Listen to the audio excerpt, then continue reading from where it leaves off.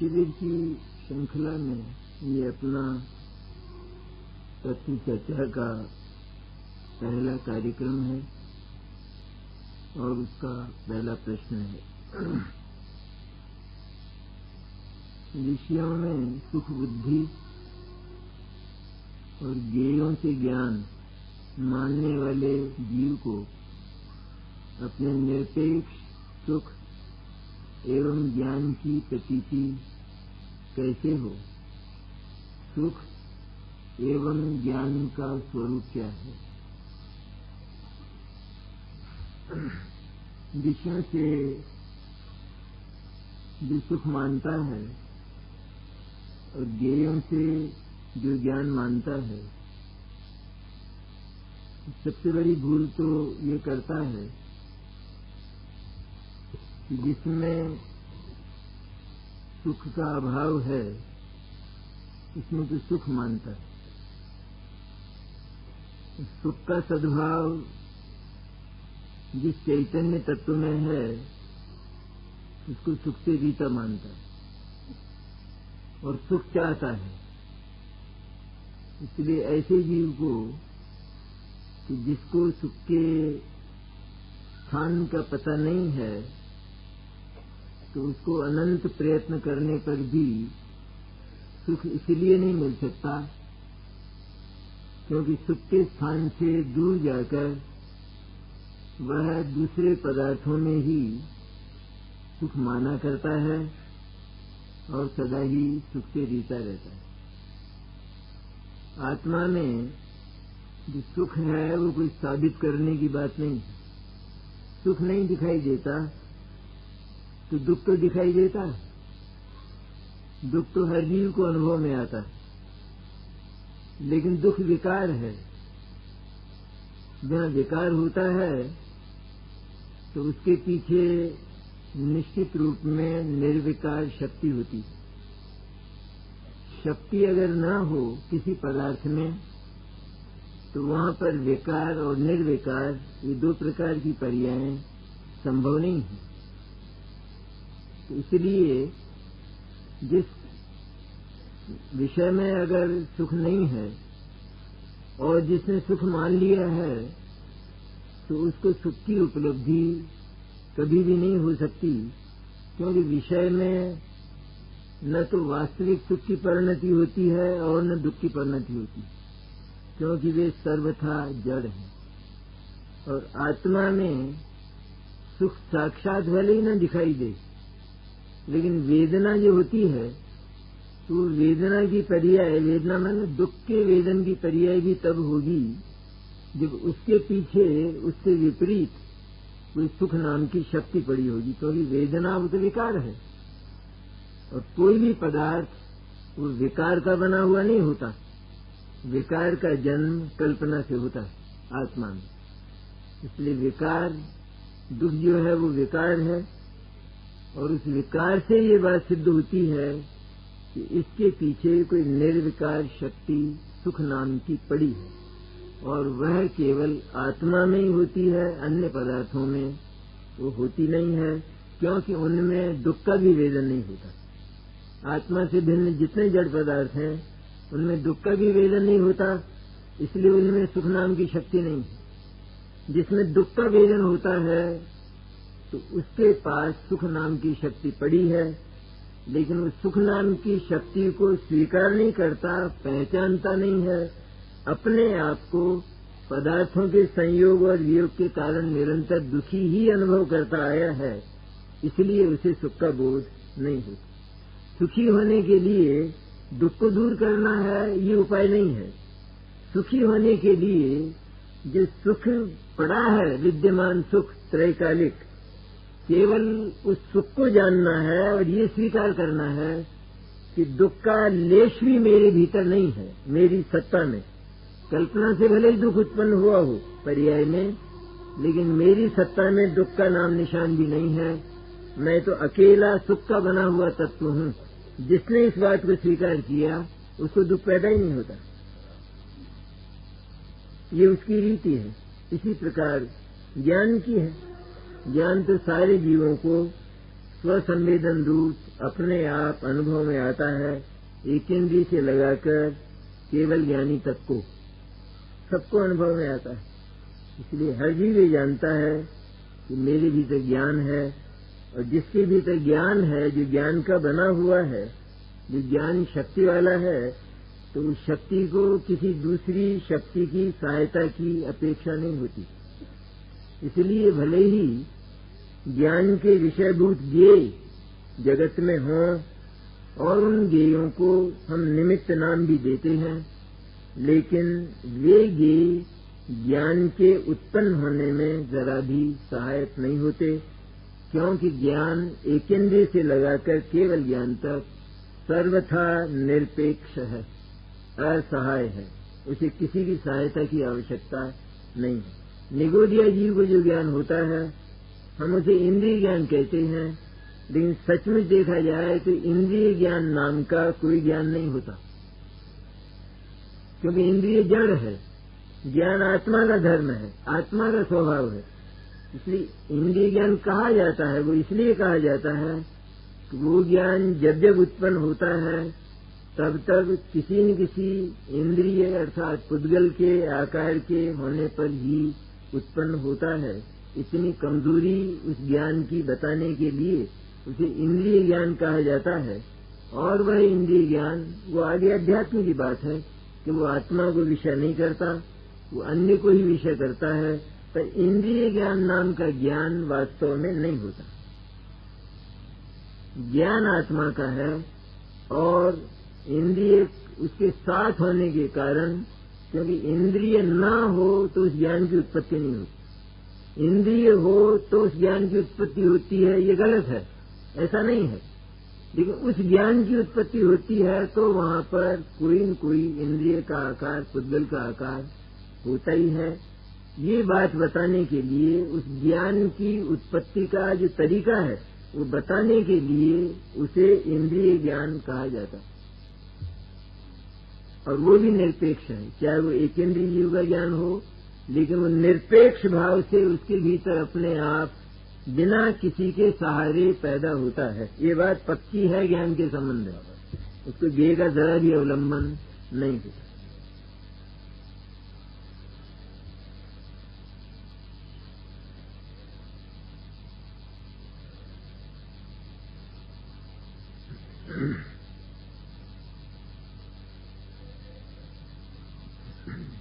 पर्याय में दूसरा है ये प्रश्न, पर्याय में तन्मय बुद्धि वाला जीव द्रव्य को निर्विकार एवं पर्याय के विकार को कैसे समझे, पर्याय को विकार रहित कैसे किया जा सकता है।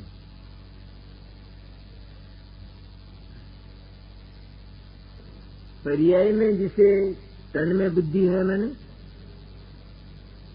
जो जो चलने वाली पर्याय है, चाहे आत्मा के भीतर पैदा होती हो, विकारी हो अथवा निर्विकारी, आत्मा से भिन्न दूसरे द्रव्यों में जो शरीर आदि पदार्थों में जो पर्याय चलती है, उनमें तन्मय बुद्धि वाला, मैंने उसको आत्मा मानने वाला। पर्याय में तन्मय बुद्धि, मैंने पर्याय मात्र को पूरा आत्मा, पूरी आत्म सत्ता मानने वाला जीव, वो पर्याय में तन्मय बुद्धि वाला कहलाता है। पर्याय को मानने वाला नहीं, जो पर्याय को मानता है, पर्याय के स्वरूप को मानता है, पर्याय के स्वरूप को जानता है, वो तो सम्यक ज्ञानी है। लेकिन पर्याय मात्र को जिसने पूरी आत्म सत्ता, पूरा द्रव्य पर्याय रूप जिसने माना और जो मानता चला आ रहा है, हम जैसे लोग या जगत के अन्य लोग कि जिनको उस द्रव्य का बोध हुआ ही नहीं है, तो वो जीव पर्याय में तन्मय बुद्धि वाला होता है। और सद्गुरु का जब योग मिलता है और उनकी वाणी की अमृत वर्षा होती है, तो द्रव्य और पर्याय का भेद समझकर यह जानता है कि पर्याय में मैंने मेरी कल्पना से दुख पैदा किया है, विकार पैदा किया है। क्योंकि कैसे है जितना भी विकार है आत्मा की पर्याय में, चाहे राग है, द्वेष है, पाप है, पुण्य है, वो सारा का सारा वो क्यों है? मिथ्या। इसलिए कि ये जितना भी राग, द्वेष, पाप और पुण्य का भाव करता है उसके लायक कार्य बाहर नहीं होता। जो जो राग द्वेष के विषय होते हैं बाहर, पाप और पुण्य के विषय होते हैं, उन पाप और पुण्य के विषयों को, राग द्वेष के विषयों को, राग का विकल्प अथवा पुण्य पाप का विकल्प उन विषयों को छूता नहीं है और उनमें जरा भी परिवर्तन नहीं कर पाता। तो जब जीव को सद्गुरु का योग मिलता है और वो इसे कहते हैं कि ये जो राग है अथवा ये जो दुख है ये तेरी कल्पना से उत्पन्न किया हुआ तेरे भीतर है स्वयं, क्योंकि इसकी अर्थ क्रिया नहीं होती। सबसे पहली बात है ये राग द्वेष और पुण्य पाप की सबसे बड़ी कमजोरी क्या है कि वे होते तो बहुत हैं, उनमें काम करने की हविस तो बहुत है, लेकिन काम जरा नहीं होता है, बल्कि जिस काम को वो अपना विषय बनाते हैं उसको वो विकल्प छू तक नहीं पाता है। ये सबसे बड़ी उनकी कमजोरी है। इस तरह का अर्थ क्रिया कारित्व शून्य जो भाव है वो भाव मिथ्या है, झूठा है। ऐसा सद्गुरु के योग से जब जीव जानता है तो उसको पर्याय का संपूर्ण समुदाय जितना कुछ है उसके प्रति उसे जो ममत्व है, प्रीति है, वो प्रीति उठ जाती है। इस प्रीति के उठने का अर्थ यह है कि अपने पर्याय समुदाय से प्रीति उठी तो जगत का जो पदार्थ है उसके पर्याय समुदाय से तो प्रीति उठी उठी, क्योंकि वो तो अत्यंत पराया है। यदि कोई बसता है तो केवल अपना द्रव्य जो शुद्ध चैतन्य सत्ता है वो बसता है। इसलिए पर्याय अर्थात उपयोग, ज्ञान और श्रद्धा इस सबको छोड़कर केवल उसका अवलंबन लेते हैं और इस प्रकार निरपेक्ष होकर आत्मा का अनुभव, स्वसंवेदन ज्ञान पैदा होता है। ये उसका तरीका।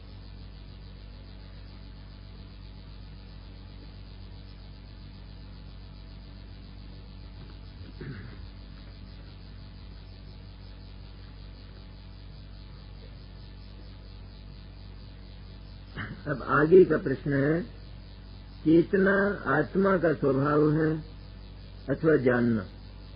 जो मेरा स्वभाव है, इसलिए जानने की प्रक्रिया विज्ञान गुण को की पर्याय में होने से उस स्वभाव प्रक्रिया है, ये बात सच्ची है। चेतना आत्मा का स्वभाव है, ये बात ठीक है, क्योंकि चेतने वाला अर्थात जानने देखने वाला जगत में यदि कोई पदार्थ है तो वो चैतन्य अर्थात आत्मा। जगत के जो दूसरे पदार्थ हैं उनमें जानना देखना ये पर्याय भी नहीं पाई जाती। जानने देखने के साथ जो व्यवहार होता है बाहर, वो व्यवहार भी उन पदार्थों में नहीं पाया जाता। इसलिए वे जानने देखने से शून्य होने के कारण अकेले जड़ हैं और केवल आत्मा ही चेतन है। चेतना दो प्रकार की होती है, एक दर्शन रूप और एक ज्ञान रूप। यह ज्ञान के संबंध में प्रश्न किया है कि ये जो जानना चलता है, ये जानने की जो प्रक्रिया है ज्ञान गुण की, वो तो स्वभाव की प्रक्रिया है, और स्वभाव की प्रक्रिया है तो फिर वो स्वभाव ही है, अर्थात वो तो सम्यक है। प्रश्न का जो आशय है वैसा लगता है कि जानने की जो प्रक्रिया हमारी चल रही है तो वो जानने की प्रक्रिया तो चेतना है, और चेतना है तो फिर वो स्वभाव ही है, स्वभाव है तो फिर वो सच्ची है, अर्थात वो सम्य ज्ञान है।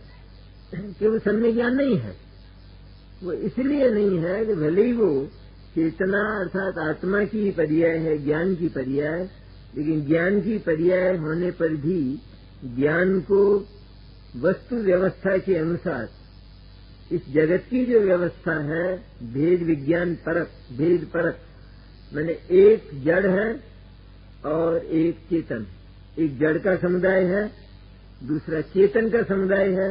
इन दोनों के भेद को न जानकर जो अपनी सत्ता में उस ज्ञान को नहीं लगाता और अन्य सत्ताओं से कोई संबंध न होने पर भी ज्ञान को निरंतर उन पर सत्ताओं में जो व्यवसाय करता रहता है, वो ज्ञान मिथ्या ज्ञान है, भले ही वो आत्मा का स्वभाव है। यदि ये इस बात को जान ले, यही ज्ञान की क्रिया इस बात को जान ले कि सचमुच मैं अकेला चैतन्य स्वभाव वाला चेतना मात्र तत्व हूँ, चिन्ह मात्र तत्व हूँ, मेरे प्रदेश में चेतना भरी है, इतना जान ले। और राग द्वेष पाप पुण्य के भाव वे मेरे प्रदेश को छूते भी नहीं है, सदा ही मेरे से बाहर हैं, सदा ही मेरे से अन्य हैं, मेरे स्वभाव वाले वे नहीं हैं, ऐसा जान ले। और जगत तो मेरे से दूर है ही। इस तरह अपने ज्ञान की सामर्थ्य में वो भेद जगत में पड़ा है, इसने नहीं किया है। जगत में स्व और पर का विभाग पड़ा है। स्व और पर के विभाग को जानकर यह जाने कि ये जो पर का विभाग है इसमें मेरा कुछ नहीं है, यहाँ मेरा कुछ नहीं है, इससे मेरा कोई आदान प्रदान नहीं है और इससे मेरा रंच मात्र भी संबंध नहीं है। ऐसा जानकर ज्ञान को जो अपनी ओर मोड़ लेता है, अपनी सत्ता की ओर मोड़ लेता है, तो सत्ता में जो भरा है वो सारा का सारा ज्ञान में आनंद रूप होकर उछलता है। उसका नाम स्व संवेदन, निर्विकल्प ज्ञान और आत्मानुभूति कहलाता है।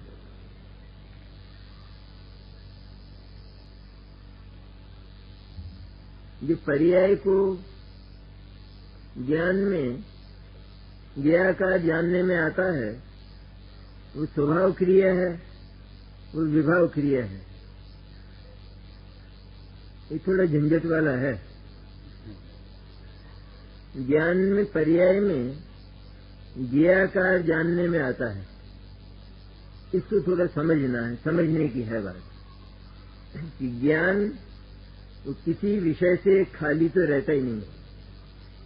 कोई न कोई पदार्थ ज्ञान का विषय प्रति समय बनता है, लेकिन वो विषय हमेशा ही ज्ञान से दूर रहता है, ज्ञान से अलग रहता है और ज्ञान से अलग स्वभाव वाला है, इसलिए उसका प्रवेश ज्ञान में नहीं होता। एक बात तो यह है। होता क्या है, कुछ ज्ञान और ज्ञेय का एक ऐसा बनाव है जिसे संबंध कहते हैं कि इधर ज्ञान है और इधर सारा जगत ये ज्ञेय के रूप में पड़ा है। तो जहाँ ज्ञान होता है तो वहाँ ज्ञेय का जैसा स्वरूप है द्रव्य गुण पर्याय, तो वो ज्ञान में भाषित होता है।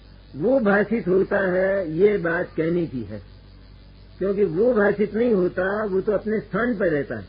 लेकिन ज्ञान स्वयं अपनी सामर्थ्य से ठीक वैसी ज्ञेय जैसी रचना अपने भीतर करता है और वह ज्ञेय से मिलती जुलती होने के कारण उसको ज्ञेयाकार के नाम से पुकारा जाता है। सचमुच वो ज्ञेयाकार नहीं होता, वो ज्ञानाकार होता है और वो ज्ञानाकार उस ज्ञान का ही आकार है, ज्ञान ही है, आत्मा ही है। इस तरह जानता हुआ ज्ञानी उस आत्मा के नजदीक जाकर आत्मानुभूति में तन्मय हो जाता है। ये प्रक्रिया है।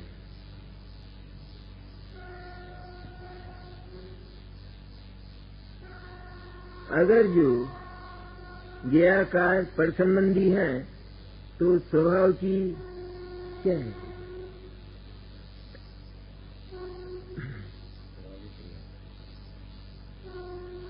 पर संबंधी ज्ञेयाकार स्वभाव की क्रिया नहीं होते।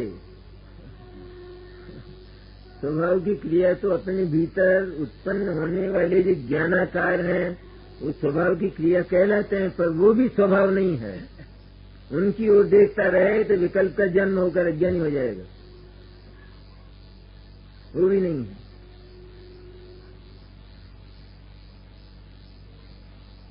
अब आगे का प्रश्न है, अनंत व सिद्ध प्रतिमा की वंदना और पूजन होती है तो क्या साधु परमेष्ठी की प्रतिमा बनानी है, वो वंदने व पूजने की नहीं होती है? यह पांचों परमेष्ठी की प्रतिमा वंदनीय और पूजनीय होती है। प्रतिमा अनंत और सिद्ध परमात्मा की तो बनती है, लेकिन साधुओं की प्रतिमाएं भले ही कहीं मिलती हों, लेकिन साधुओं की प्रतिमा बनाने की परंपरा नहीं है। उसका एक कारण है, बहुत बड़ा कारण है कि प्रत्येक साधु की यदि प्रतिमा बनने लगेगी तो द्रव्यलिंगी और भावलिंगी का जो भेद है वो अस्त हो जाएगा। मिथ्या दृष्टि, सम्यक दृष्टि, इसका जो भेद है वो अस्त हो जाएगा। इसलिए साधु परमेष्टि की प्रतिमा बनाने की कोई परंपरा नहीं है। कहीं यदि मिलती है तो वो अपवाद है या किसी परिस्थिति में किसी कारणवश बनाई गई होगी, पर ऐसा विधान शास्त्र में नहीं। हाँ, उनकी वंदना होती है, पूजा होती है आचार्य, उपाध्याय और साधु की, लेकिन प्रतिमा रचना का विधान केवल अनंत और सिद्ध परमात्मा का। तो उनकी प्रतिमा की भी पूजा होती है और साक्षात उनकी भी पूजा होती है। प्रतिमा हो तो पूजनीय होती है साधु परमेष्टि की, पर परंपरा नहीं है ऐसी बनाने की।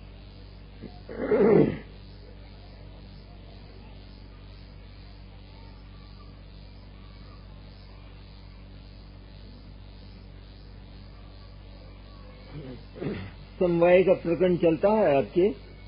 जो 5 समवाय बताए गए हैं उनमें 3 और 2 का भेद किया गया है, ये 4 और 1 का। अर्थात उपादान के साथ कितने समवाय लिए गए हैं। उपादान के साथ 3 हैं और काल और कर्म, काल लब्धि और कर्म, ये निमित्त के साथ इस तरह है। तो दोनों न्यारे न्यारे हैं ना। जो 2 निमित्त हैं, काल लब्धि और कर्म, ये दोनों होते एक ही समय में हैं। एक समय में होने पर भी दोनों का स्वरूप न्यारा न्यारा है। जिस समय काल लब्धि हुई है अर्थात कार्य के होने का समय आया है, उसी समय कर्म का उदय अथवा कर्म का उपशम, क्षय और क्षोभम होता है। तो ये 2 निमित्तों की ओर है और 3 वो उपादान की ओर। काल लब्धि वैसे स्वकाल लब्धि तो उस समय होती है, लेकिन यहाँ तो ये बताया है कि जब कार्य होता है तो कितनी चीजें इकट्ठी होती हैं, उनमें अपनी कितनी हैं और पराई कितनी है, बस इतना बताना है। तो 2 पराई हैं और 3 अपनी हैं और 5 की उपस्थिति में कार्य होता है।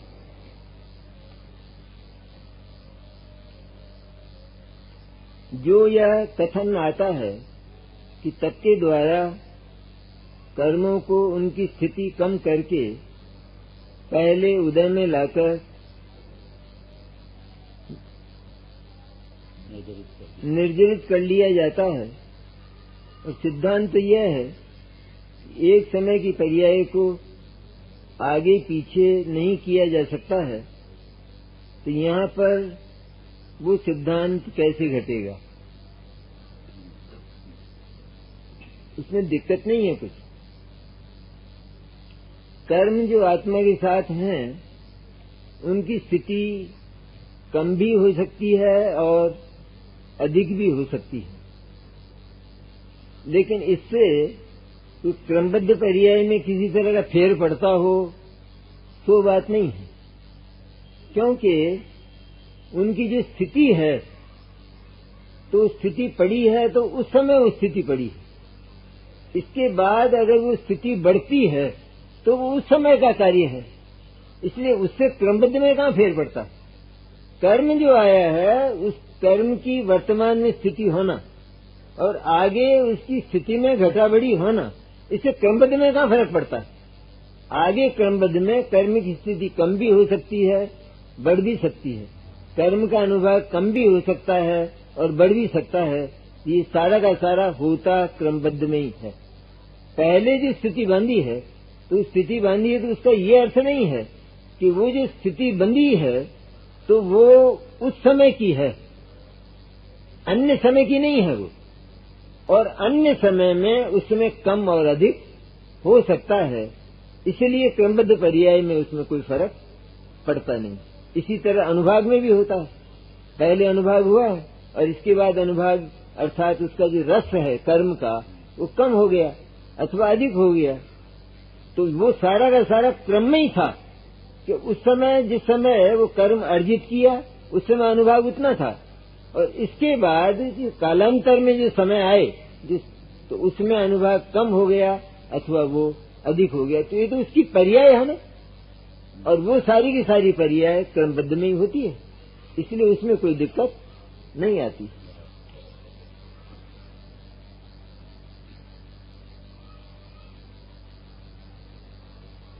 तो उनकी स्थिति कम करके पहले उदय में लाकर निर्जरित कर लिया जाता है।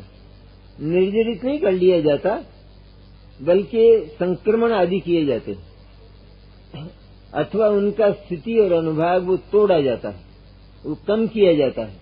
अपन ही करते हैं, जैसे गेहूं है तो गेहूं को कौन आटा खाता है, तो उसका आटा बना लेते हैं।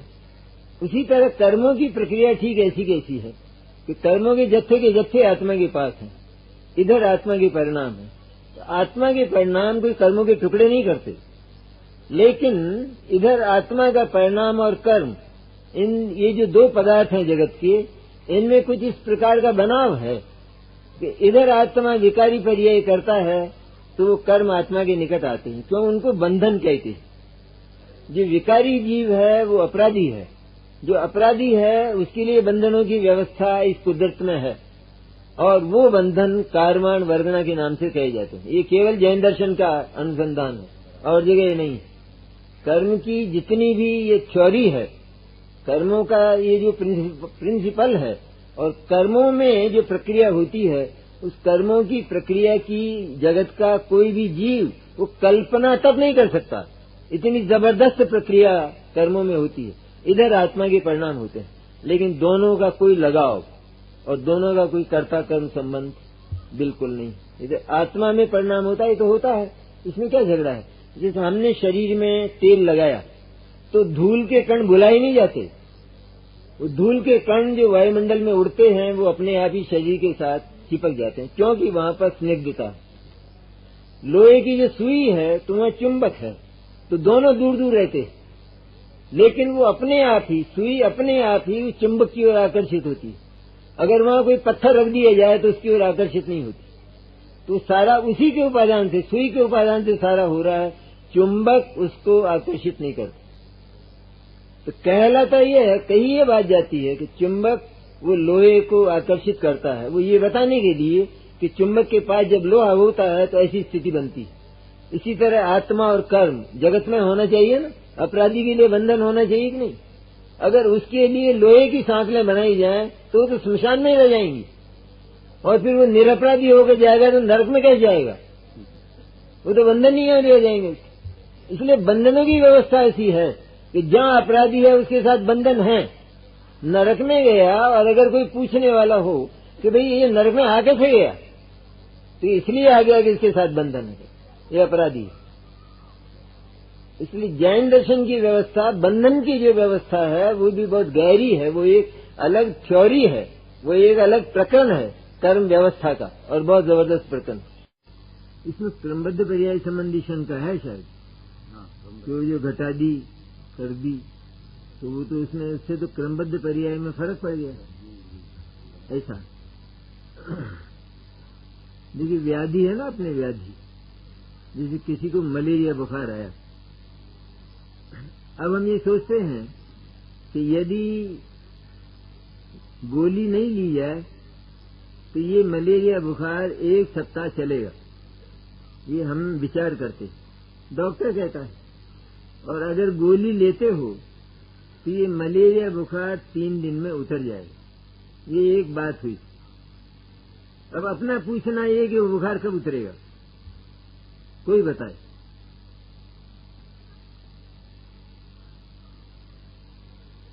आज तो बात क्या हुई कि बुखार है वर्तमान में, और अपना उसका जितना अनुभाग है, जितना उसका रस है, चढ़ाव है, वो है उसके पास।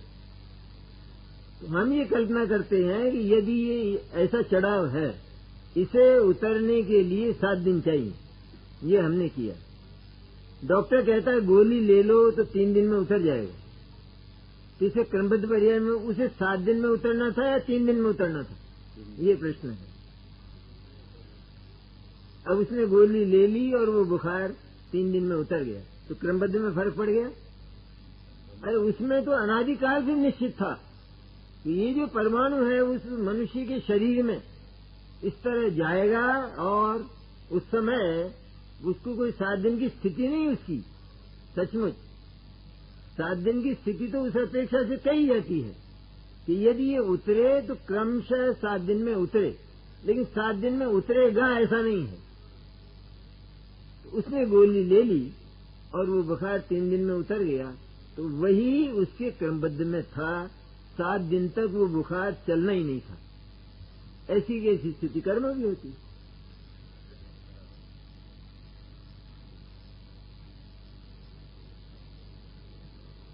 सम्यक दर्शन की प्राप्ति हेतु ज्ञायक का अवलंबन लेना चाहिए, किंतु अनेक विद्वान जब मुझे सम्यक दर्शन नहीं चाहिए, उसे आना हो तो आवे, यह बात किस अपेक्षा से कहते हैं। सम्यक दर्शन वो जीवन की बहुत बड़ी उपलब्धि है, सुखद उपलब्धि है। सम्यक दर्शन से ही जीवन के वास्तविक सुख का प्रारंभ होता है। सबको ये आकांक्षा भी होती है कि मुझे सम्यक दर्शन की प्राप्ति हो। ये तो एक बात हुई।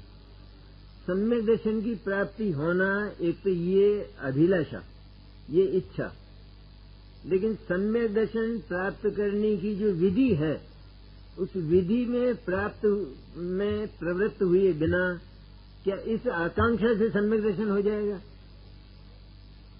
ये हर व्यक्ति जब व्यवसाय शुरू करता है तो वो ये सोचता है कि मुझे कम से कम करोड़पति तो इस युग में होना ही चाहिए, ऐसा वो सोचता है।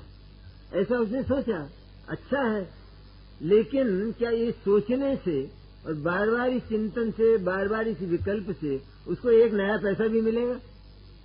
या वो उस अर्जन की विधि में प्रवृत्त होगा तो उसको पैसे का आना प्रारंभ होगा।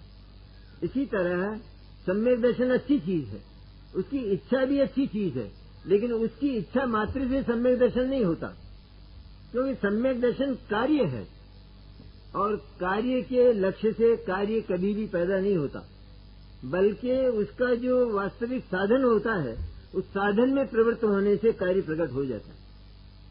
ये विधि है उसकी। इसलिए सम्यक दर्शन प्राप्त करने की जो विधि है वो ये है कि सचमुच सम्यक दर्शन तो वर्तमान में है ही नहीं, तो वर्तमान में नहीं है और उसकी इच्छा करे और वो प्रकट हो जाए, ये तो संभव ही नहीं है कि इच्छा मात्र से कभी काम हो जाए। इसलिए उसके लिए जिस ज्ञायक का, जिस चिन्मात्र चैतन्य का अवलंबन लेना चाहिए, क्योंकि सम्यक दर्शन के पहले जो मिथ्या भाव थे वे मिथ्या भाव आत्मा से भिन्न पदार्थों में एकत्व रूप थे, ममत्व रूप, तो वो गलत था। अब इससे विपरीत हम चले कि मिथ्या दर्शन उसे कहते हैं कि जो आत्मा से भिन्न भावों में ममत्वशील हो, उसका नाम तो मिथ्या दर्शन। तो सम्यक दर्शन किसे कहेंगे? आत्मा से जो भिन्न सत्ताएं हैं उनके प्रति जिसका ममत्व है वो मिथ्या दृष्टि। तो सम्यक दृष्टि कौन होगा? कि उन द्रव्यों से भिन्न जो अपनी सत्ता है उसमें जो ममत्वशील हो, उसका नाम सम्यक दर्शन। सम्यक दर्शन को क्या करना है? सम्यक दर्शन को तो कुछ करना ही नहीं है, और मिथ्या दर्शन ने भी कुछ नहीं किया। पर पदार्थों में ममत्व करके मिथ्या दर्शन ने एक पदार्थ का एक अणु भी नहीं ले पाया, उसको अपना नहीं बना पाया। इसलिए सम्यक दर्शन वो उससे विपरीत विधि से होता है, अर्थात अपनी जो सत्ता है उसमें जो दृढ़ प्रतीति है यही मैं हूँ, अथवा ये उसका अहम अर्थात ये ज्ञायक, ये चिन्मात्र चैतन्य ही मैं हूँ, ऐसी जो प्रतीति, उसका नाम सम्यक दर्शन है। इच्छा मात्र से सम्यक दर्शन नहीं होता, और इसीलिए कहा कि सम्यक दर्शन नहीं चाहिए, क्योंकि सम्यक दर्शन की चाह से सम्यक दर्शन पैदा नहीं होता है। और वैसे भी अपन ज्यादा विचार करें तो पर्याय के लक्ष्य से कभी भी वस्तु की प्राप्ति नहीं होती, क्योंकि वो कार्य है, और कार्य के लक्ष्य से कभी कार्य, जगत के कार्य भी कार्य के लक्ष्य से नहीं होते हैं, पर ध्रुव साधन के लक्ष्य से जगत के कार्य होते। उसी तरह ध्रुव साधन में प्रवृत्त हो तो कार्य का जन्म होता है। इसलिए सम्यक दर्शन वो तो एक ऐसी पर्याय है जो केवल अहम करने वाली है। वो पर के प्रति ममत्वशील थी, वहां से सारा ममत्व समेट कर अपनी सत्ता में जो ममत्व आवे उसका नाम सम्यक दर्शन। इसलिए एक बार तो सम्यक दर्शन प्राप्त करने के लिए सम्यक दर्शन की भी उपेक्षा करनी चाहिए। उपेक्षा करनी चाहिए मैंने सम्यक दर्शन भी हमारे ज्ञान के सामने ना हो। सम्यक दर्शन यदि उत्पन्न करना है तो हमारे ज्ञान के सामने सम्यक दर्शन ना हो, हमारे ज्ञान के सामने वो सत्ता हो कि जिसके अवलंबन को सम्यक दर्शन कहते। तो सम्यक दर्शन उपेक्षित हुआ कि नहीं? एक विद्यार्थी को परीक्षा देना है और पास होना है। अब वो ये विचार किया करे कि मेरी 30 तारीख को परीक्षा है और मुझे पास होना है। बताइए वो पास होगा? या उसे उस परीक्षा का विचार छोड़कर और वो अपनी पुस्तकों में प्रवृत्त हो तो वो 30 तारीख आएगी, पास हो जाएगा। इसलिए वर्तमान जो साधन है उसका अवलंबन ले तो होगा। तो सम्यक दर्शन ही इसका नाम है कि स्वसत्ता का अवलंबन, उसके प्रति प्रीति, उसके प्रति अहम हो तो सम्यक दर्शन का जन्म होता है। इसलिए सम्यक दर्शन भी एक बार उपेक्षा करने लायक। सम्यक दर्शन के नाम पर सारा पर्याय समुदाय सिद्ध दशा भी उपेक्षा करने लायक। हो गया क्या?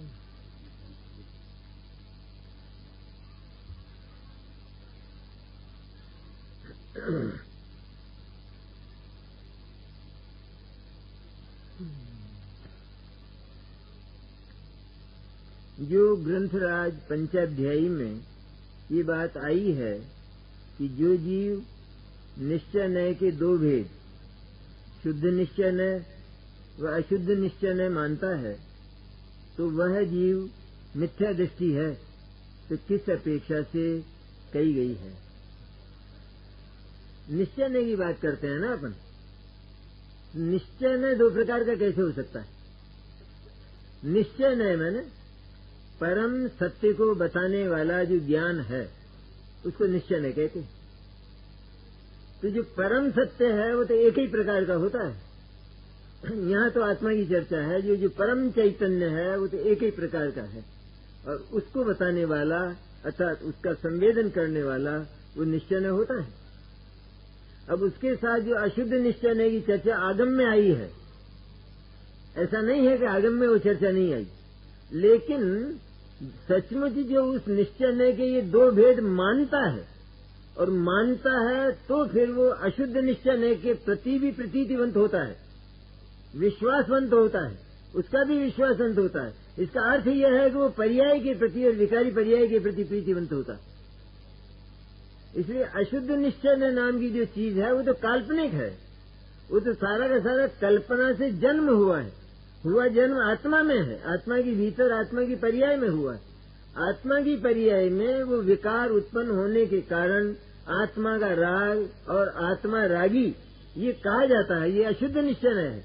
लेकिन जो राग है वो काल्पनिक है, वो वास्तविक नहीं, वो आत्मा के भीतर है ही नहीं। आत्मा के भीतर उसका नितांत अभाव है।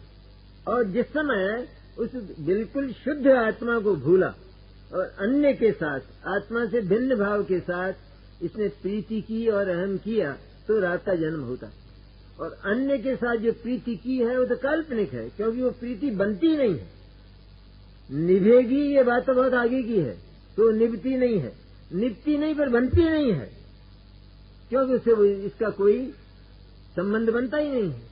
इसलिए वो सारा काल्पनिक होने के कारण उस अशुद्ध निश्चय नय से भी आगे बढ़कर अकेला एक शुद्ध निश्चय नय अर्थात ज्ञायक ही है, ऐसा जो निश्चय करता है वो जीव सम्यक दृष्टि, ज्ञानी और चारित्री होता है और मोक्ष का अधिकारी होता है। अशुद्ध निश्चय नय से हमें क्या करना है? उसको आगे जाकर आचार्य ने कह दिया व्यवहार है, कहते हैं व्यवहार है मैंने झूठा है। आत्मा रागी है ये बात झूठी है, ये सच्ची नहीं। क्योंकि जिस आत्मा में राग ही नहीं है उस आत्मा को रागी कहना ये बात झूठी हुई, सच्ची हुई। पैदा कहीं भी हो, पैदा होने से क्या फर्क पड़ता है? पैदा तो हमारे घर में बरसात के दिनों में न मालूम कितने कीड़े पैदा हो जाते हैं, और हम उनको हमारे घर के ही कीड़े कहते हैं। लेकिन इससे क्या होता है? हमारे घर के कीड़े हुए तो फिर उनके लिए हमें एक कमरा बनाकर उनका पालन पोषण नहीं करना चाहिए? ये सब अशुद्ध है। मेरी खाट के खटमल, क्या मतलब इसका? तो पालो पोसो उनको अपने बच्चों की तरह। तो मेरी खाट का बच्चा और मेरी खाट का खटमल, क्या फर्क है इसमें? एक ही तो है बात। पर खटमल को बाहर निकालता है और बच्चे को छाती से लगाता है। तो फर्क है कि नहीं? भीतर भेद विज्ञान पड़ा है ना, कि वहां खाट में पैदा होने पर भी वो खाट का नहीं है, खाट का तो बच्चा है। इससे आत्मरागी नहीं, वो तो हो गई बहुत पुरानी बात, बहुत पुरानी हो गई।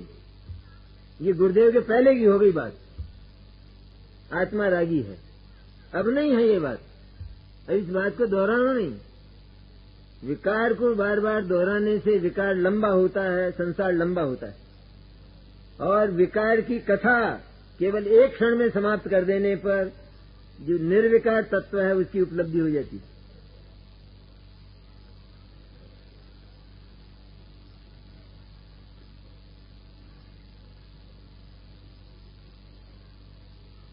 वेद ज्ञान व आत्मा की चर्चा वार्ता बहुत सुंदर लगती है, लेकिन सुनकर भी प्रैक्टिकल के समय फेल क्यों हो जाता है? क्योंकि ये चर्चा वार्ता सुंदर लगती है।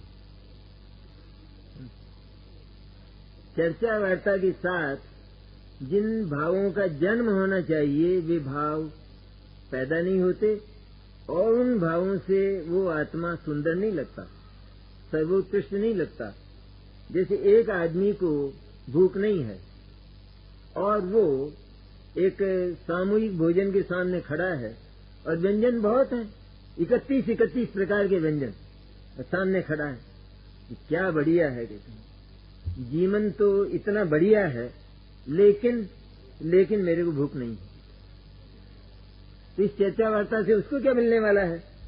कोई उपलब्धि नहीं होगी। इस तरह चर्चा वार्ता जिसको सुंदर लगती है उसको आत्मा उपलब्ध नहीं होता। भीतर उसकी भाव भूमि वो चैतन्य की महिमा से तर हो जाना चाहिए, एकदम ओतप्रोत हो जाना चाहिए। सच्चित्त उधर आकर्षित होता है बार बार, और जगत से बिल्कुल टूट जाता है, बिल्कुल टूट जाता है। रंच मात्र जगत की प्रीति उसके हृदय में नहीं रहती, और सर्वांग प्रीति वो चैतन्य के प्रति जाग जाती, और वो धारावाहिक चलती। ऐसे होता मोक्ष, फोकट में नहीं होता। हो गया टाइम।